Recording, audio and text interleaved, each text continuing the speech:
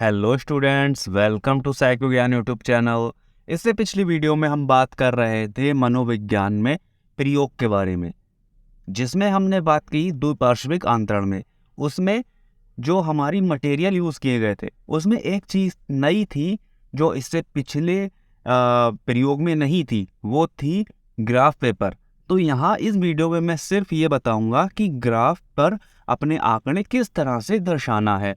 वैसे तो graphical representation अपने आप में एक बहुत बड़ा टॉपिक है, इसमें कई प्रकार के ग्राफ आते हैं, लेकिन मैं यहाँ पर सिंपली जितना अपना यूज़ है उतना ही बताने वाला हूँ। तो इसमें हम बना सकते हैं हिस्टोग्राम ग्राफ। ये ग्राफ के प्रकार होते हैं, कई टाइप के होते हैं, पाई चार्ट, हिस्टोग्राम। तो हम यहाँ पर हिस्टोग्राम ग्राफ बना रहे हैं। ग्राफ में कुछ मेन चीज़ें हैं जो आप ध्यान से समझ लीजिए। जो ये यहाँ ग्राफ इस तरह से पेपर होता है एक, जिसमें लाइनें खिंची होती हैं बॉक्सेस में।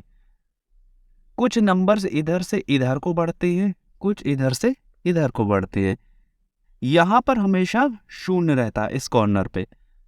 इधर नंबर बढ़ेंगे, इधर नंबर बढ़ेंगे। ये होता है एक्स एक्सिस। यहाँ पर जितने भी नंबर बढ़ेंगे वो एक्स एक्सिस पे बढ़ेंगे। और ये होता है वाई एक्सिस। तो वाई एक्सिस, एक्स एक्सिस, और ये इसे ओ या जीरो भी कह सकते हैं। तो यहां से शुरू होकर ग्राफ ऊपर की तरफ और इधर की तरफ बढ़ता है। जितना ये जीरो से दूर होगा उतना ही बड़ा अंतर है, या उतना ही बड़ा संख्या को ये दर्शाएगा।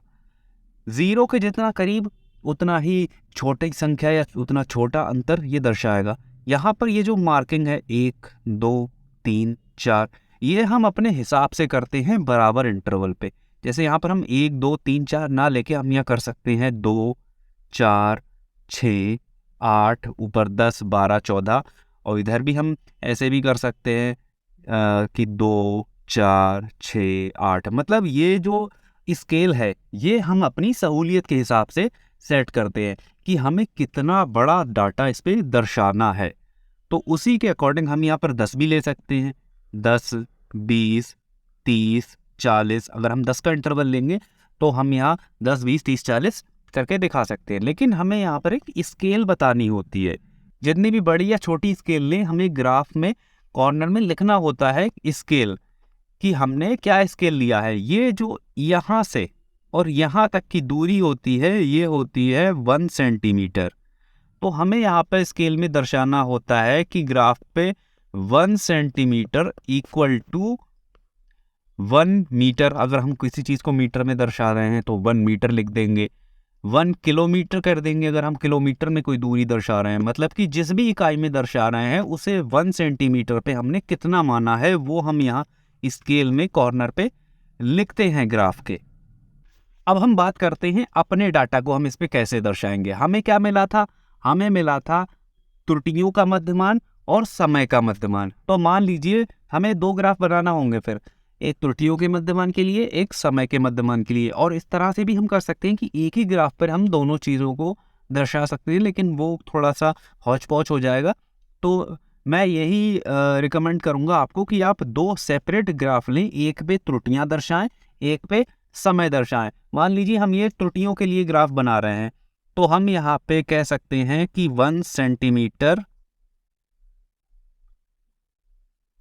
Equal to 2 error. तो हम यहाँ पर 1 ना लेके यहाँ कर देंगे 2, 4, 6, 8। यहाँ जो एक्स एक्स ये वाई एक्सिस पे हम दर्शा रहे हैं, ठीक है। और एक्स एक्सिस पे हम क्या दर्शाएंगे? एक्स एक्सिस पे हम लिखेंगे ट्रायल। ट्रायल यहाँ हम लिख देंगे फर्स्ट 3 ट्रायल, यहाँ लिख देंगे लास्ट 3 ट्रायल। तो मान लीजिए हमारे फर्स्ट 3 ट्रायल में जो हमारी त्रुटियां हुई वो 8 त्रुटियां हुई। तो हम यहाँ 8 तक ले जाएंगे इस अपने ग्राफ को इस तरह से, और इसे शेड भी कर सकते हैं या इस तरह से। और जो अंतिम 3 ट्रायल थे उसमें मान लीजिए हमारे आए 5 त्रुटियां आई। तो 5 हम कहाँ दर्शाएंगे? ये हमारा 6 है, ये 4 है, इसके बीच में ये लाइन ये बता रही है 5। सॉरी, ये गलत हो गया। यहाँ से इतना ये है 5 त्रुटियां ये दर्शा रहा है। तो इसी तरह से हम समय का भी बना लेंगे। समय में जो हम स्केल है वो थोड़ा बड़ा ले सकते हैं कि 1 सेंटीमीटर इक्वल टू 10 सेकेंड कर सकते हैं। तो यहाँ पर हमारा 10, 20, 30, 40, 50 सेकंड तक आ जाएगा। और ये ग्राफ काफ़ी लंबा है इसमें, तो अपनी ज़रूरत के हिसाब से हमें इस तरह से ग्राफ बनाना है। आई होप आप लोगों को ग्राफ बनाना आ गया होगा। अगर फिर भी आपका कोई डाउट हो तो आप बेशक पूछ सकते हैं। मिलते हैं अगली वीडियो में। Thanks for watching.